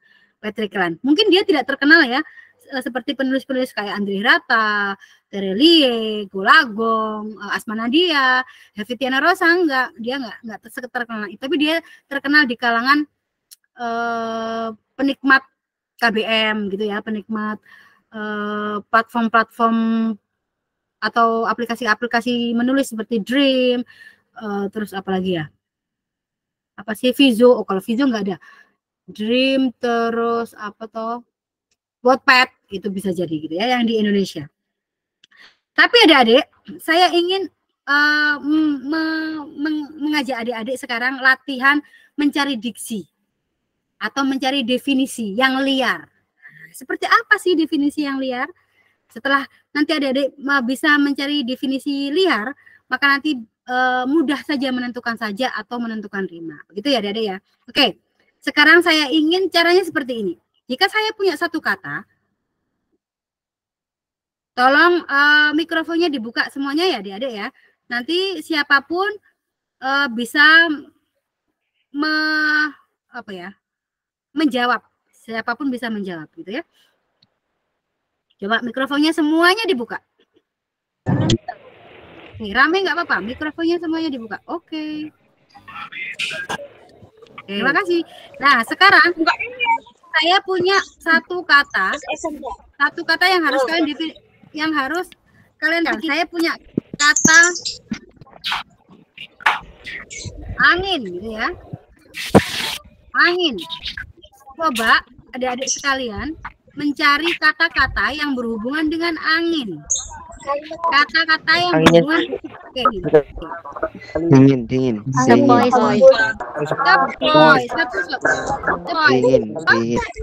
Dingin segar. Tembus Semilir. Sekali. Semilir. Berhembus. Apa berhembus? Ya wes, berhembus. Menghembus. Bayu. Kalau sudah disebutkan di sini. Anginnya sejuk. Apa lagi? Sejuk.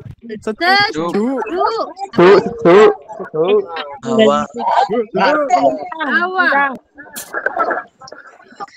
Sepoi. Sudah. Masuk angin. Cuaca. Melambai.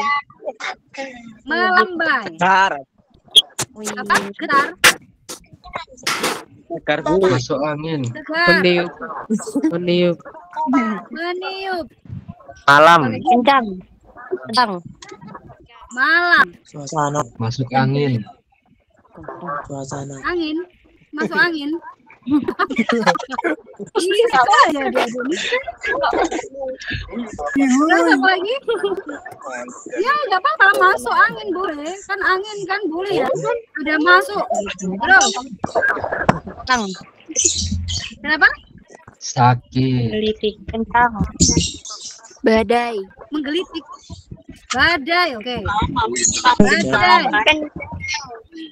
Angin kencang. Kencang. Badai, terus. Awan. Topan. Kencang sudah. Terus apa lagi? Cuaca. Cuaca. Topan. Hah? Puting beliung. Puting beliung. Apa lagi? Ada lagi? Angin kencang. Angin panas. Awan. Pengawan. Pengawan, oke. Angin kencang. Kencang sudah. Ribut. Apa lagi nih? Angin laut. Ribut. Ribut, oke. Bagus. Angin laut. Laut. Utara. Utara. Angin geladak. Angin dulu. Angin geladak. Angin barat. Angin Yaman. Angin darat. Apa lagi? Musim. Musim. Angin Yaman.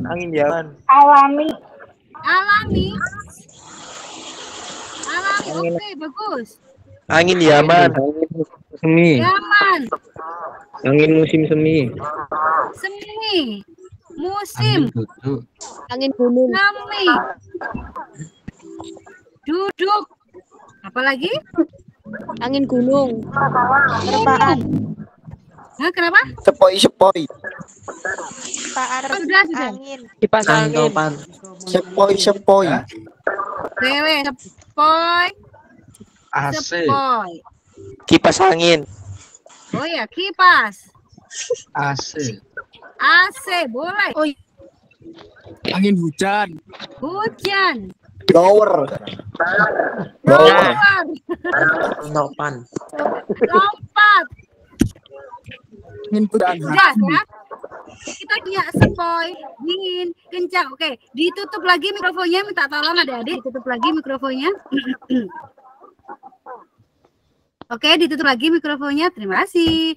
Oke, sekarang kita punya sepoi, dingin, kencang, badai, cuaca, puting, beliung, Puting, puting sendiri, beliung sendiri ya, karena kata ya. Ada hilir, ada bengawan, ribut, laut, utara, geladak, darat, musim, alami, Yaman. Semilir, musim, semi, duduk, gunung, sepoi-sepoi, kipas, AC, hujan, blower, lompat, berembus, bayu, sejuk, hawa, melambai, getar, segar, meniup, malam, masuk. Oke, adik-adikku semuanya, sekarang coba adik-adikku mencari definisi dari kata angin dari kata-kata di bawah ini. Contohnya gini ya. Bunda kasih contoh dulu ya, bentar. Saya mau gimana tadi? Bentar ya. Bunda mau bikin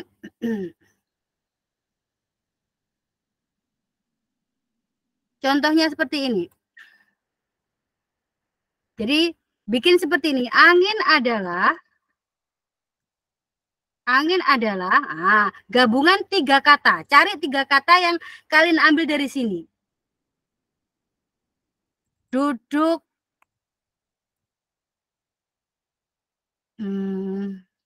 duduk, cuaca, berlompat. Nah, jadi kalau ada yang kata kerja ditambahi kata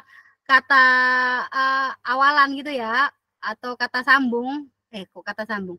Kata depan, apa sih begini loh, afiks, ditambahi afiks atau sufiks itu boleh. Seperti ini, angin adalah duduk cuaca berlompat. Boleh nggak saya kalau bilang definisi angin menurut saya adalah duduk cuaca berlompat, boleh nggak?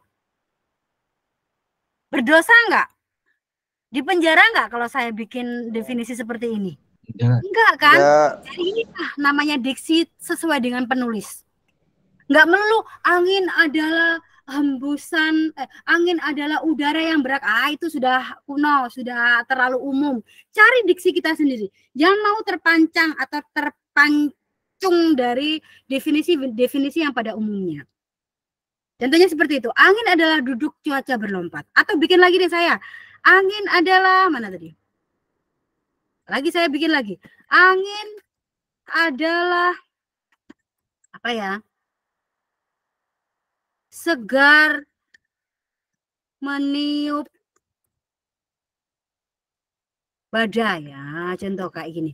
Segar meniup badai. Boleh nggak Bunda bilang seperti ini? Angin adalah segar meniup badai. Boleh, nggak dosa, nggak dimarahin, nggak dapat penjara, nggak dihukum mati. Kenapa harus takut? Maka carilah diksi kalian sendiri, karakter kalian sendiri. Oke? Bisa? Adik-adikku semuanya?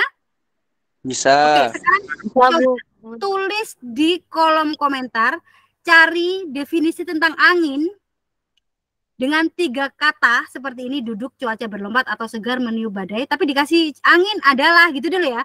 Angin adalah, terus titik, 3 kata. Mulai sekarang, ambil dari kata-kata yang sudah ada di sini. Jangan mencari kata-kata di luar ini. Oke, silahkan. Apakah terlihat kata-katanya? Terlalu kecil apa enggak kata-katanya? Kurang kiri. Ya. Kurang kiri. Kayak gini kah?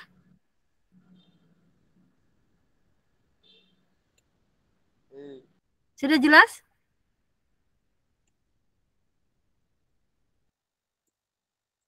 Bentar, biar agak gede ya. Sudah jelas adik-adik? Oke, Sudah. Sudah ya? Oke, silakan menulis di kolom chat. Nanti akan saya baca satu-satu. Wah, keren.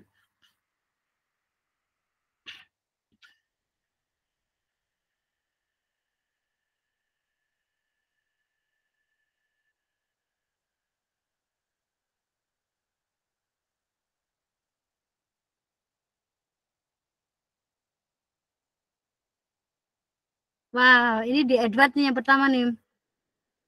Angin menyampaikan rasaku yang lama terpendam. Ini bukan definisi ya, ini kayak curhatan. Jadi sekarang kita fokus di definisi yang sesuai kalian mau. Jangan ambil definisi umum, definisi yang kalian bikin sendiri. Kata James Edward, angin adalah gunung malam segar. Angin adalah bengawan ribut melambai. Wah, bagus nih Reva. Angin adalah getar segar melambai, kata Masya Kalista. Bagus. Angin adalah hawa sejuk melambai. Angin adalah hawa sejuk. Kurang satu ya, kurang satu kata ya, Muhammad Iqbal ya. Angin adalah hawa sejuk melambai, contohnya. Hawa sejuk getar, contohnya gitu ya. Angin adalah sepoi melambai gunung. Oke, bagus. Angin adalah badai dingin berhembus. Angin adalah semilir dengan segala ketenangan. Loh, nggak ada ketenangan di sini, nggak ada. Segala juga nggak ada di sini ya. Coba bikin yang lain, Neza. Dava, angin adalah badai berhembus dingin. Angin adalah gentaran bayu hawa. Oke, bagus sekali, Kayla. Angin adalah gunung malam sejuk. Angin adalah udara yang diberikan oleh Allah. Nah, ini beda ini ya. Cari definisi kamu sendiri. Angin adalah hawa masuk. Kurang satu kata.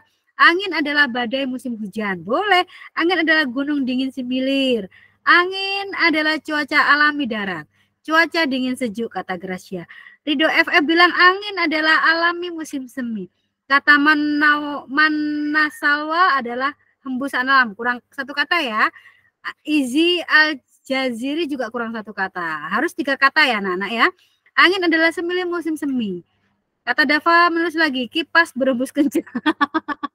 Oke, gak apa-apa ini, gokil ya. Angin adalah kipas berembus kencang katanya.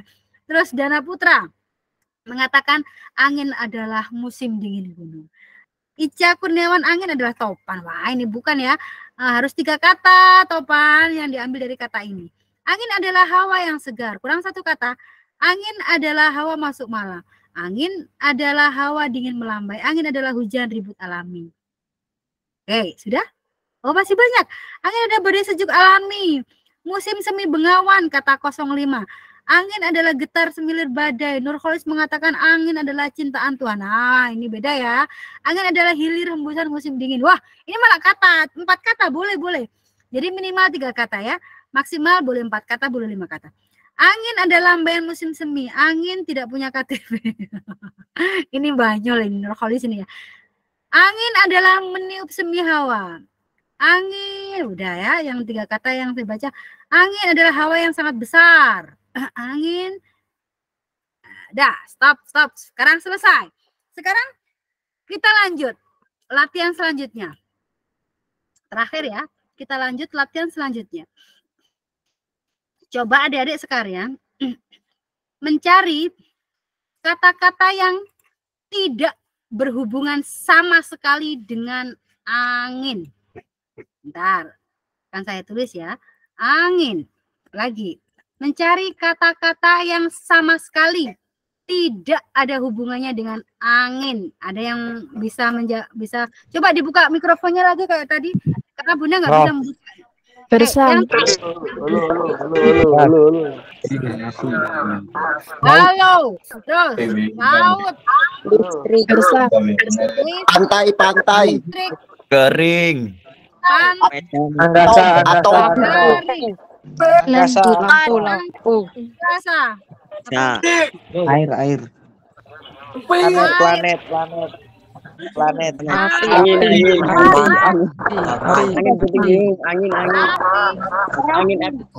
Bintang. Matahari.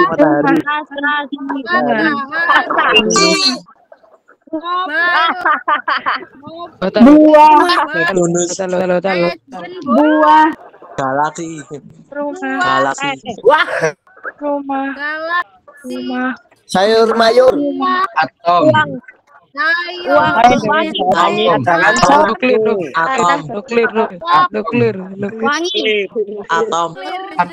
Atom. Angin. Astronot. Kolam ikan.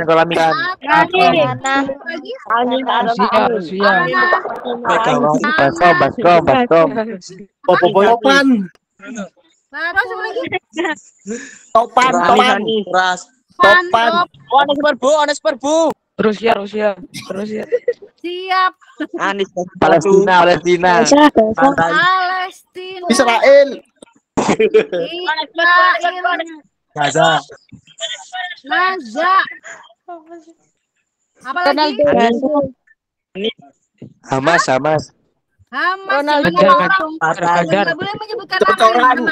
nama orang atau nama grup sebenarnya nggak boleh, nama kelompok nggak ada. Palestina boleh deh, nggak apa-apa. Ayo lanjut. Tidak nama orang, kalau nama orang nanti susah ya. Buah. Perang. Tanah, Bu. Orang. Angin adalah Israel. Perang. Buah. Buah sudah. Bola. Indonesia. Bola. Sayur sandang. Kenapa? Melawan. Indonesia. Api. Melawan. Satu. Main. Malaysia. Bermain. Satu. Alien. Hindu boleh. Bermain. Amnesia, Bu. Islam. Pintu. Tertawa. Jangan selingkuh. Tertawa. Islam. Agama. Jangan Anda dan tertawa. Pandu. Refleks. Sendu. Benci tidak suka. Awal. Sensasi. Pandu. Benci. Sensasi. Literasi. Angin Sudah gede. selesai. Stop. Sekarang ditutup mikrofonnya. Silakan tutup mikrofonnya. Senang sekali adik-adik, semangat banget ya. Bundanya senang deh. Oke, sekarang adik-adik seperti tadi ditutup ya. Itunya seperti tadi. Sekarang coba kita bikin diksi kita sendiri, diksi angin atau definisi angin, tapi dari kata-kata yang tidak berhubungan ini. Coba bisa nggak? Bisa. Coba Bunda kasih contoh ya. Bunda kasih contoh. Angin adalah, bentar. Angin adalah,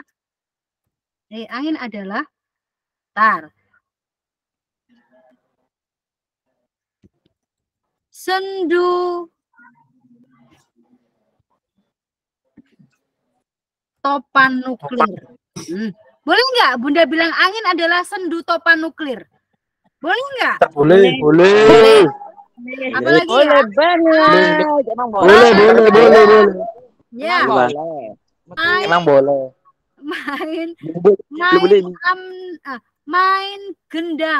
Main gendang amnesia. Boleh nggak? Boleh.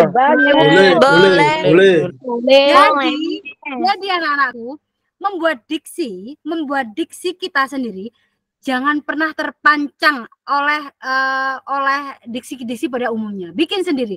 Jadi kita bikin angin, mendefinisikan angin dari kata-kata yang tidak berhubungan bisa, boleh. Dari kata-kata yang berhubungan juga boleh gitu loh.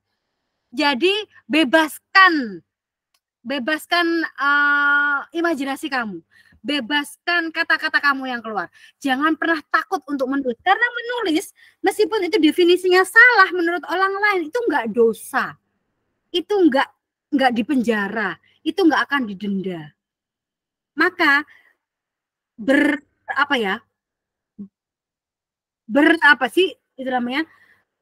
berkreasilah dengan kata-kata sebanyak kalian bisa. Maka menulis akan dengan mudah kamu bisa menulis sesuatu hal. Jadi menulis itu jadinya gampang karena tidak terpancing oleh definisi-definisi pada umumnya.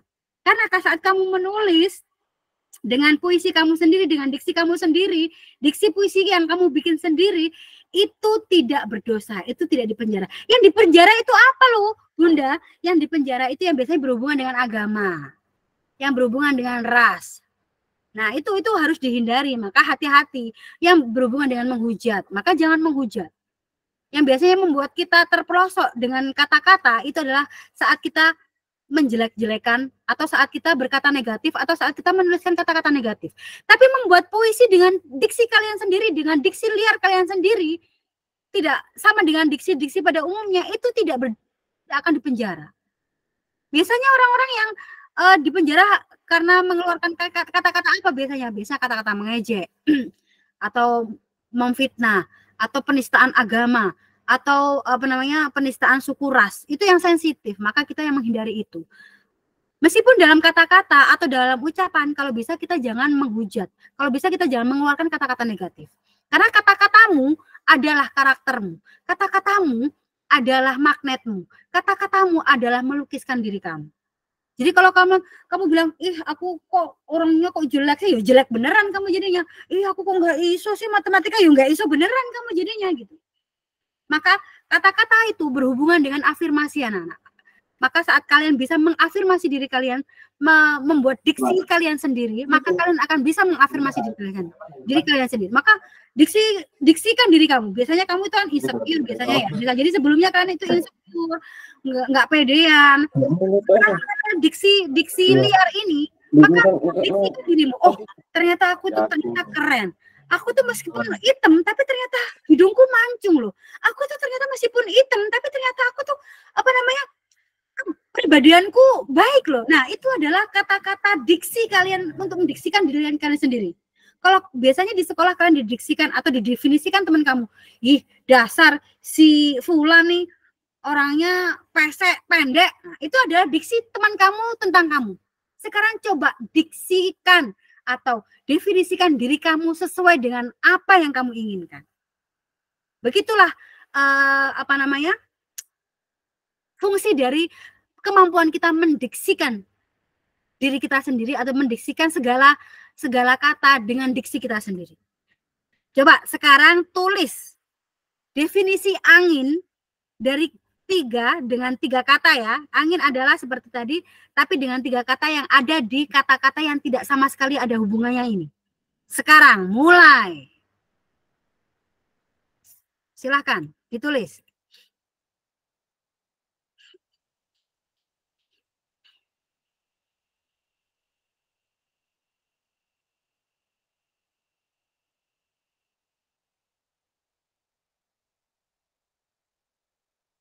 Oke, jam 5 lebih 10 kita selesai ya, Nana ya. Karena ini adalah terakhir, karena ini latihan tadi ya.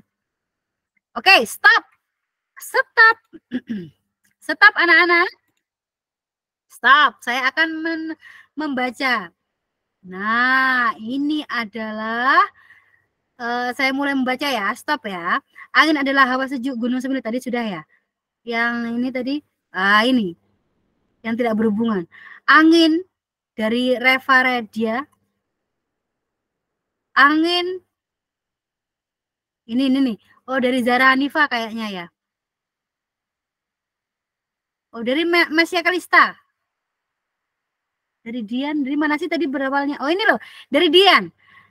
Dian mengatakan angin adalah manusia satu rindu. Oke, cantik sekali. Mesya Kalista adalah mengatakan angin adalah angkasa cinta sendu melawan rindu. Masya Allah bagusnya. Zahra Hanifah mengatakan angin adalah panah melawan cinta. Kalista Al-Muawana mengatakan angin adalah rindu pantai laut. Reva Redia mengatakan angin adalah sensasi sendu matahari. Naila mengatakan angin adalah sensasi pesawat angkasa. Kakak Akbar mengatakan pesawat melawan manusia adalah angin. James Edward mengatakan angin adalah planet api bintang cinta panah rindu. Cie, keren sekali. Neza mengatakan angin adalah sensasi tertawa sendu. Dana Putra mengatakan angin adalah matahari sendu rumah. Iftina Putri Yunial mengatakan angin adalah sendu benci sensasi. Rido FF mengatakan angin adalah cinta rindu awan. Radit mengatakan angin adalah matahari di planet. Kurang satu kata ya. Rizky Aziza mengatakan angin adalah matahari benci rindu. Angin berhembus, bukan. Angin adalah kata dia adalah halo Mobile Legend. Bagus, gak apa-apa. Natasha Ayu mengatakan angin adalah sensasi melawan air. Ulam mengatakan angin adalah sensasi sendu pantai. Terus Kayla mengatakan angin adalah sensasi nazak bintang. Oh, bintang bisa nazak ternyata ya. Gak apa-apa, bagus. Nizam Arya, angin adalah angin. Nah, bukan ini nak. Baby Kanya mengatakan angin adalah sensasi cinta manusia. Abel mengatakan angin adalah sensasi rindu. Kurang satu kata. Angin adalah mengalir berubah rindu. Itu kata Imadatus Saadah. Najil mengatakan angin adalah es batu. Loh, keren, sudah keren semuanya. Dan dari sini disimpulkan bahwa definisi angin bagus mana? Dari kata-kata yang nggak berhubungan atau kata-kata yang berhubungan. Menurut kalian lebih bagus mana kata-kata yang berhubungan atau kata-kata diambil dari kata-kata yang berhubungan atau kata-kata yang tidak berhubungan? Coba kalian tulis di kolom chat. Lebih bagus mana ya? Lebih bagus mana? Yang tidak berhubungan. Yang tidak berhubungan kata Iqbal. Zara juga tidak. Si Rizky juga tidak berhubungan. Hampir semuanya mengatakan kata-kata yang lebih puitis atau lebih indah itu saat definisi diambil dari kata-kata yang tidak berhubungan. Loh, kok bisa Bunda? Ternyata bisa loh gitu. Maka kita jangan stop saat melihat orang, orang ini nggak nyambung deh. Itu belum berarti orang nggak nyambung itu adalah orang yang nggak pinter, orang yang nggak indah, orang yang nggak cerdas. Tidak. Biasanya malah orang yang kadang nggak nyambung seperti itu imajinasinya liar. Dia itu harus muter kata-kata dulu, mencari kolerasinya, baru nyambung ke sini tuh berarti dia imajinasinya hebat. Begitu anak-anak. Terima kasih semuanya. Ini adalah akhir dari sesi kita. Terima kasih yang sudah sudah stay tune di sini. Semoga tidak bosan ya. Bunda ngomongnya banyak, nggak enak gitu ya. Atau gimana? Oh, ada yang mau bertanya? Boleh deh. Yang angkat tangan boleh bertanya. Kan kalau ada pertanyaan bisa angkat tangan. Oke, silakan angkat tangan. Atau tidak ada? Sudah cukup jelas? Oke, dari Abdul Zainan lagi. Silakan bertanya. Silakan dibuka mikrofonnya Abdul Zainan. Aku mau bertanya, kan di setiap puisi kan diksi tiap orang itu kan beda-beda. Nah, kalau kita bikin puisi, dalam satu puisi itu ada diksi yang kita pakai kata-kata yang berhubungan, ada yang bikin kata-kata yang nggak pakai berhubungan. Itu boleh kita harus pilih satu atau boleh kita campurin dua-duanya gitu. Oke, itu tadi latihan kan hanya contoh ya, Abdul Zainan. Sebenarnya bisa menggabungkan antara diksi yang tidak berhubungan sama diksi yang berhubungan atau diksi-diksi lain boleh. Ini kan hanya contoh saja biar lebih enaknya, latihannya biar enak gitu. Jadi kamu bisa mencampur adukan, sangat boleh sekali. Malah itu nanti jadinya keren biasanya ya. Sudah cukup menjawab Abdul Zainan? Ya, sudah. Terima kasih, Kak. Sama-sama. Boleh, sekarang lanjutnya adalah Aziza Al-Syah. Silakan dibuka. Assalamualaikum, Bu. Waalaikumsalam. Saya mau bertanya, karakteristik puisi yang baik itu bagaimana? Kok suaranya kecil ya, nggak kedengeran loh Bunda? Bisa diulangi, Aziza? Karena Bundanya nggak kedengeran tadi, suaranya kecil. Karakteristik puisi yang baik itu bagaimana ya, Bu? Terima kasih. Oh gitu, karakteristik puisi yang baik dan benar, gitu ya? Iya. Karakteristik puisi, karakteristik puisi yang baik dan benar adalah karakter yang sesuai dengan penulisnya. Jadi, kamu ingin membentuk puisi kamu itu seperti apa, itulah yang bagus. Kamu ingin membentuk karakter puisi sekarakter dengan kamu, itulah yang bagus. Jadi tidak terpancang dengan karakteristik yang ono, yang ini, yang unu, enggak. Karakteristik puisi yang bagus adalah karakteristik puisi kamu sendiri. Jadi bikinlah puisi dengan karakteristik kamu sendiri. Itulah yang bagus. Gitu ya? Sudah menjawab, Aziza? Iya, Bu. Terima kasih. Sama. Oke, sekarang lanjutnya Kalista. Izin bertanya, Bunda. Kalau untuk perlombaan nanti, untuk puisinya boleh menggunakan kata kiasan? Ya, itu aja? Ya, sudah. Ya. Oke, boleh sekali, Dek Kalista. Sangat boleh. Sangat boleh. Jadi puisi yang berkiasan atau puisi yang jelas maknanya atau seperti apa, apapun itu boleh. Karena puisi sekarang tidak terikat ya, jadi bisa bebas sekali. Oke, apakah sudah menjawab, Kalista? Sudah, Bunda. Terima kasih. Oh iya, sama-sama, Nak. Oke, lanjut. Sekarang yang siapa tadi? Neza. Oke, Neza silakan bertanya. Ini pertanyaan terakhir ya, karena sudah lebih 8 menit. Sudah lebih 5, lebih 8. Oke, Neza. Permisi Bu, izin bertanya. Dulu saat saya membuat puisi, ada yang pernah mengkritik puisi saya bahwa seharusnya sebuah puisi tidak memiliki kata hubung seperti yang, dan, dengan. Jadi menurut Bunda, apakah kata hubung boleh digunakan dalam puisi? Terima kasih. Oke, terima kasih Neza. Pertanyaannya jelas sekali ya, bagus ya. Jadi puisi itu kalau puisi yang tidak memakai kata hubung itu adalah puisi kuno, puisi klasik. Tapi di tahun 2004 gitu ya, itu sudah mulai ada puisi modern dan itu tidak sama sekali terikat oleh aturan-aturan yang ada. Jadi apapun boleh. Dikasih kata hubung, dikasih kata sambung, dikasih kata awalan boleh sekali. Sama sekali tidak mengikat sekarang penulisan puisi. Beda jika kamu ingin membuat puisi klasik. Itu harus ada aturan-aturannya yang terikat. Tapi puisi sekarang enggak, puisi bebas sekarang, puisi modern sekarang enggak terikat. Kalau kamu ingin belajar khusus untuk puisi klasik, puisi klasik boleh. Itu akan terikat oleh banyak sekali aturan. Begitu ya Nana, terima kasih. Sudah lebih dari 9 menit saya menemani, lebih dari berapa? Jam 3, udah 2 jam ya anakku ya, 2 jam lebih 10 menit nih. Terima kasih sih yang sudah bergabung. Semoga ilmu yang diberikan Bunda Yulia ini bermanfaat buat kalian semua. Kalau kalian ingin bertanya-tanya lagi secara langsung sama Bunda Yulia, boleh.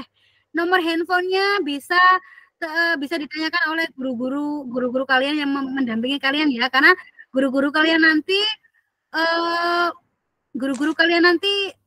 punya nomor saya, bakal punya nomor saya karena saya ada di grup gitu ya, satu grup gitu. Jadi mulai sekarang kalian sudah boleh menulis puisi kalian yang akan diperlombakan ini nanti. Silahkan ditulis puisi yang sebagus mungkin, yang sebaik mungkin, yang sekarakter dengan kalian, tunjukkan karakter kalian di puisi kalian seperti itu ya anak-anak ya. Terima kasih, kita akhiri sesi kita, kelas kita dengan bacaan Alhamdulillah bersama-sama. Alhamdulillahirrahmanirrahim. Terima kasih sudah pantau ya anak-anak ya. Maaf jika ada kesalahan kata-kata, ada kesalahan kalimat. Saya minta maaf. Oke, sebelumnya kita foto dulu dong. Oke, semuanya dibuka dulu dong. Semuanya dibuka dulu kameranya, minta tolong terus difotokan. Siapa yang motoin ya? Caranya moto pakai laptop gimana sih? Ada yang tahu cara moto pakai laptop? Ada yang pakai laptop ini? Terus di pojok kanan ada tulisan PRT SC ada Bu. ST RT nggak ada Dek. Ada tulisan SC. Tentu Bunda Yulia bantu ambil gambar. Oh iya, terima kasih Bu Katarina. Nanti difotoin Bu Katarina ya. Oke, semuanya kita dibuka semuanya. Silakan dibuka kameranya. Semuanya dong, Deneza. Dibuka. James Edward, tolong dibuka. Hei Rito. Oke, siap ya. Oke, 3, 2, 1. Lagi, sekali lagi. 3, 2. Oke. Terima kasih semuanya. Dadah. Ketemu lagi kapan-kapan ya di tempat lain. Terima kasih, bisa live ya anak-anak. Dadah. Terima kasih Bu Katarina sudah mendampingi. Sama-sama Bunda, luar biasa hari ini. Oke, saya live dulu ya. Iya, makasih sama-sama semuanya. Silakan live.